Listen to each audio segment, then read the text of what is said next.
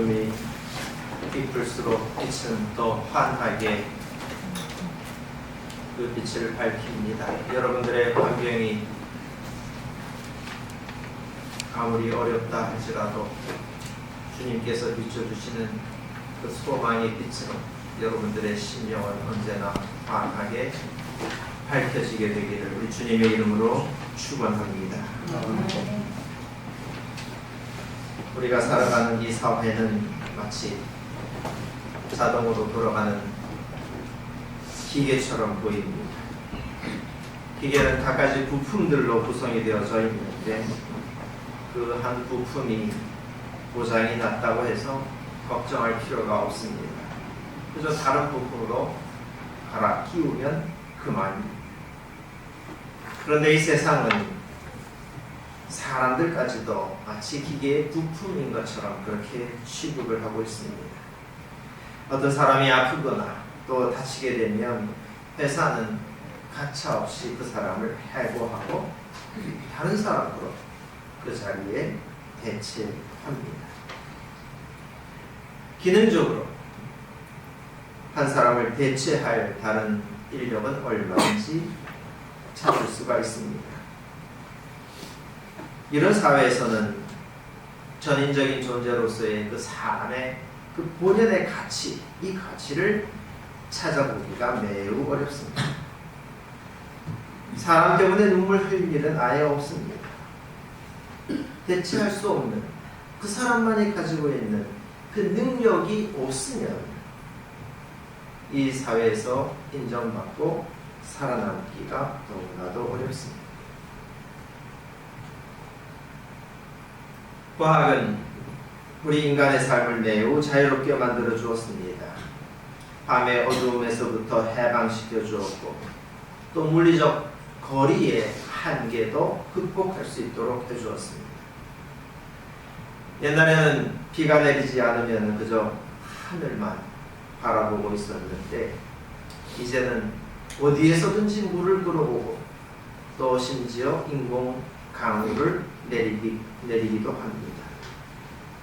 그러다 보니 예전에는 이런 불가항력적인 상황 앞에서 하나님의 도우심이 그 무엇보다도 간절하게 필요했었는데 이제는 그럴 필요가 없습니다. 그럴 때는 기도하는 대신에 땅을 파면 됩니다. 하나님께 제물을 바쳐 올리는 대신에 강력한 전쟁 무기를 만들면 됩니다. 사람들은 하나님도 얼마든지 대체할 수 있다, 이렇게 생각하게 되었습니다. 이것은 이 세상을 기능적으로만 판단하는 사람들의 큰 착각입니다. 그 어떤 사람도 그 사람의 기능만 가지고서 그 존재 자체를 대체할 수 없습니다. 나를 사랑해주는 아버지, 또 내가 너무나도 사랑하는 내 아내, 그 어떤 다른 존재로도 대체될 수 없습니다. 마찬가지로 하나님께서 우리 삶에 열어주시는 그야말로 새로운 차원, 새로운 삶의 지평을 현대과학은 흉내도 내지 못합니다. 우리가 하나님을 믿고 신앙생활을 하는 이유는 우리 존재가 가지고 있는 그 본질적인 가치를 확인하고 우리 인생의 참다운 아름다움을 회복하려고 하는 것입니다. 그저 부품처럼 그렇게 살아가도록 강요받고 있는 이 세상에서 우리는 그야말로 대체할 수 없는 그런 존재의 의미를 되찾으려고 하는 것입니다. 내 이름을 불러주시는 하나님의 음성을 들을 때에 우리는 내가 얼마나 가치 있는 존재인가, 그것을 깨닫게 됩니다. 그리스도 예수님의 십자가는 부품이 되기를 거부하는 그런 존재의 초월적인 가치에 대하여 눈을 뜨게 해줍니다. 우리를 대체 불과한 그야말로 소중한 존재로 확인시켜 주시려고 우리를 향해 달려오시는 예수님을 우리는 지금 간절히 기다리고 있습니다. 오늘도 주님께서 들려주시는 그 말씀을 마음에 새기고 우리 존재의 가치를 희석시켜버리려고 하는 이 세상에서 정말 힘차게 당당하게 그렇게 살아가는 여러분들 되시기를 간절히 축원합니다. 메시아가 오는 그 길을 예비하려고 광야로 나아갔던 그 세례자 요한이 의심에 빠져버렸습니다. 사람들이 환호하고 있는 그 예수라는 인물이 과연 메시아가 맞는지, 내가 그 길을 예비했던 그 기름 부음 받은 자가 맞는지 알 길이 없었기 때문입니다. 예수가 정말 메시아로 왔다면 그분의 길을 예비했던 요한 자신이 지금 이렇게 감옥에 갇혀 있을 리가 없다고 생각했을 것입니다. 요단 강물에 들어가서 죄를 씻어내면서 간절히 기다려왔던 그 메시아가 자기를 이렇게 외면할 수는 없는 일이다, 이렇게 생각했을 것입니다. 급기야 요한은 자기 제자 두 사람을 예수님께로 보냈습니다. 요한은 예수님께 오실 그분이 당신이 맞습니까? 그렇지 않으면 우리가 다른 분을 기다려야 됩니까? 이렇게 질문했습니다. 아마도 세례자 요한은 다윗의 자손으로서 그야말로 위대한 장군과도 같은 그런 모습으로 오는 메시아를 기대했을 것입니다. 이사야서 63장에서 예언하고 있는 에돔과 보스라에서 오는 그런 장수를 요한은 꿈꾸고 있었을 것입니다. 에돔을 치고 보스라에서부터 오는 그 주님은 붉은 옷을 입고 있습니다. 그의 옷이 붉은 이유는 마치 포도주 틀을 밟듯이 적군들을 짓밟았기 때문에 그런 겁니다. 구원자 메시아는 그렇게 온통 피투성이가 되어서 나타날 것입니다. 거들어주는 사람이 없어도 분노에 가득 찬 그 메시아는 모든 민족들을 다 짓밟아 버릴 것입니다. 그래서 쓰러진 사람들의 그 피로 온 땅을 붉게 물들이면서 자기도 피투성이 그런 모습이 되어서 올 것입니다. 그런데 이 이사야서의 예언과 달리 예수님은 그렇게 하지 않으셨습니다. 예수님은 목소리를 크게 내는 분이 아니었습니다. 그야말로 상한 갈대를 꺾지 않고 꺼져가는 등불도 끄지 않는 그런 분이셨습니다. 분명히 오셔서 세상을 심판하실 줄 알았는데 소위 죄인이라고 하는 그런 사람들에 대해서도 예수님은 정죄하지 않으셨습니다. 오히려 그런 사람들과 어울리면서 스스로 죄인들의 친구라는 그런 비난을 받을 지경이 되었습니다. 로마의 세력에 저항하거나 또 변질된 지도자들을 그 자리에서부터 끌어내리는 그런 일도 없었습니다. 병사들을 모으기는커녕 포기 잡는 저 어부들을 당신의 제자로 삼았으니 도대체 어떤 모습을 보고서 예수님을 구원자라 인정할 수 있을지 알 수가 없었습니다. 그래서 급기야 세례자 요한은 저분이 아니라 다른 사람을 기다려야 할까 그렇게 의심했던 것입니다. 사실 세례자 요한이 처음 예수님을 만났을 때 이미 알아차렸을 것입니다. 요한은 예수님께서 세례를 받으러 오셨을 때에 자기가 예수님한테 세례를 받아야 하지 않겠습니까? 이렇게 말하면서 사양했었습니다.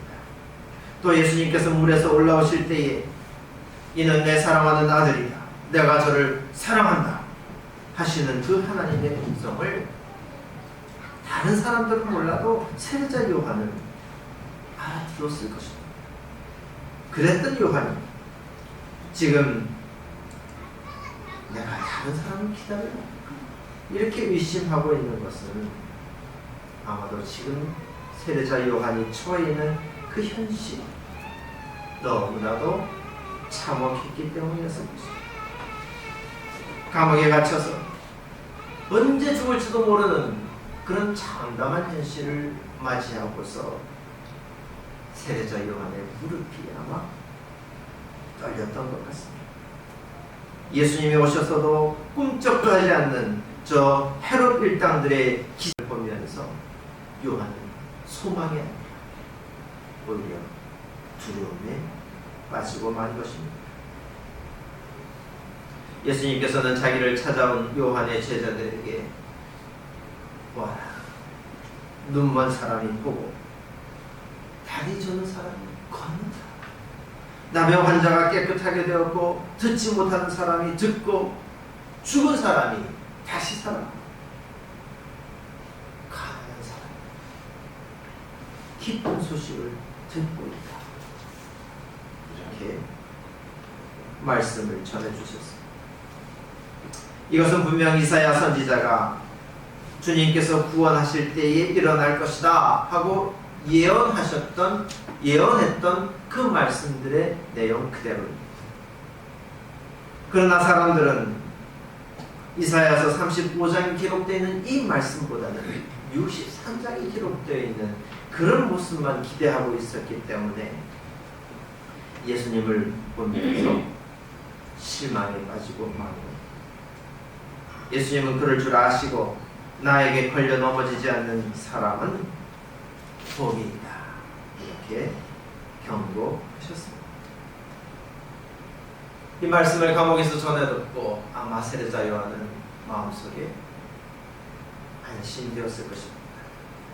아, 하나님의 생각은 내 생각과 다르고 하나님의 그 사랑과 하나님의 지혜는 참으로 놀랍구나 하면서 경탄했을 것입니다. 진정한 평화를 구원하시려고 하는 그런 하나님의 구원 계획에 세례자 요한은 마음을 열고 그래서 비록 자기는 감옥에 처해 있지만 그러나 그 마음만큼은 너무나도 자유롭고 소망으로 가득 차게 되었을 것입니다. 하나님께서 일하시는 방식을 사람은 다 헤아릴 수가 없습니다. 하나님께서 온 땅을 홍수로 멸하셨을 때에 사람들은 그저 하나님께서 손수 지으신 그 창조 세계에 대해서 후회만 하신 줄로 알았습니다. 그런데 그게 아니었습니다. 하나님께서는 온 땅을 깨끗하게 만드신 후에 모든 것을 다시 새롭게 시작하게 만들어 주셨습니다. 그저 홍수로 끝장을 내려고 하시는 것이 아니었던 겁니다. 또 이스라엘을 바벨론에게 패망하게 하시고 포로로 끌려가게 하셨을 때에도 이스라엘 민족을 그냥 버리신 것이 아니었습니다. 유배 생활이 길어지고 몇 세대가 그곳에서 죽어나갔지만은 그렇다고 해서 하나님의 구원 계획이 무산된 것이 결코 아니었습니다. 하나님께서는 당신이 정하신 그 시간에 사람이 헤아릴 수 없는 신비로운 방법을 통해서 이스라엘이 완전히 회복될 수 있도록 인도해 주셨습니다. 그러므로 우리 삶에 고난이 닥치고 시련이 끊이지 않는다고 해서 하나님께서 일하지 않으시는 것이 아닌 것입니다. 우리는 악한 사람들이 그저 재난을 당하고 우리 눈앞에서 사라져 버리기를 바라고 있지만은 그런데 하나님의 마음은 그렇지가 않은 겁니다. 하나님께서는 악인이 죽는 것을 기뻐하지 않으신다고 하셨습니다. 오히려 그들이 악한 길에서 떠나서 회복되고 다시 하나님께로 돌아오는 것을 더 바라신다고 하셨습니다. 그러니 하나님께서 약속을 더디 지키시는 것이 아니라 모든 사람들이 다 회개해서 아무도 멸망하지 않기를 기다리고 계시는 것이다. 하나님의 이런 모습은 저 악인들한테만 좋은 일이다. 우리가 이렇게 생각할 수 있겠지만 과연 그렇습니까? 하나님께서 이와 같은 사랑을 보여주시는 것은 우리 눈에 보이는 저 악인들 뿐만 아니라 바로 우리들 자신을 위해서 하나님께서 그렇게 하시는 겁니다. 사람들은 늘 자기만 의롭고 자기는 언제든지 하나님의 구원을 받을 자격이 있다, 이렇게 생각하고 있지만 현실을 보십시오. 우리 자신이 얼마나 편협하고 우리가 얼마나 악한 일에 취약한지 모릅니다. 우리는 내 뜻과 다르게 그저 참아주시고 기다려주시는 그런 주님의 심판을 오히려 감사하고 또 기뻐해야 할 것입니다.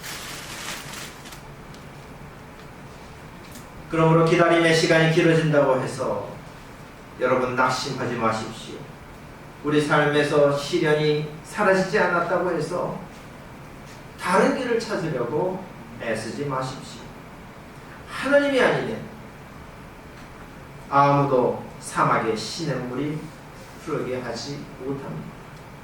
하나님이 아니면 눈먼 사람의 눈이 절대로 밝아지지 못합니다.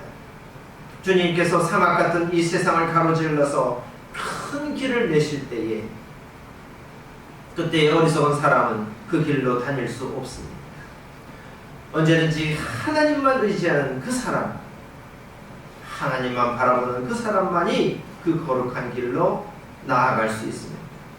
하나님을 신뢰하는 사람만이 그 길로 자기의 본향으로 고향으로 돌아가게 될 것입니다. 그 앞에 홍해가 가로막고 광야가 펼쳐진다 할지라도 하나님께서 반드시 우리를 약속의 땅에 다다르게 해주실 것을 믿는 그 사람만이 그 구원의 대로로 나아가게 될 것입니다. 그러므로 이 믿음 안에서 현실에 눈멀지 아니하고 하나님의 구원 계획을 꿈꾸면서 언제든지 소망 가운데 살아가는 그런 여러분들이 되시기를 간절히 바랍니다. 말씀을 맺으려 합니다.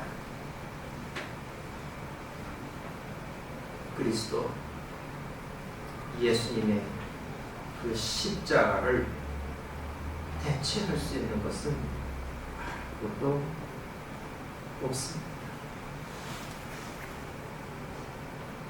우리가 정말 평화를 얻으려고 하거든 예수님께서 보여주신 그대로 서로 사랑하고 또 서로 용서하는 하나님께서 그 십자가를 통해서 알려주셨습니다. 그런데 우리는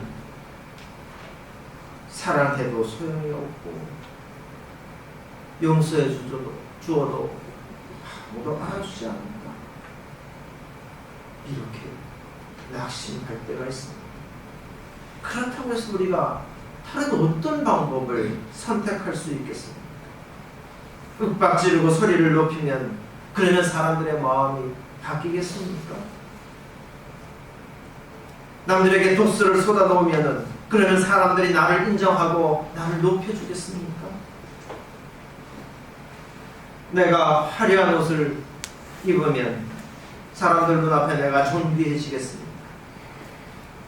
또 무시무시한 전쟁 무기를 우리가 소유하면 그러면 진정한 평화를 우리가 얻을 수 있겠습니까? 이스라엘 백성들이 다른 민족들을 압도하는 강력한 군대를 가져서 그래서 그것 때문에 위대한 왕국을 만들었습니까? 우리는 하나님의 방법, 하나님의 지혜가 아니면 안 된다고 하는 사실을 너무나도 잘 알고 있습니다.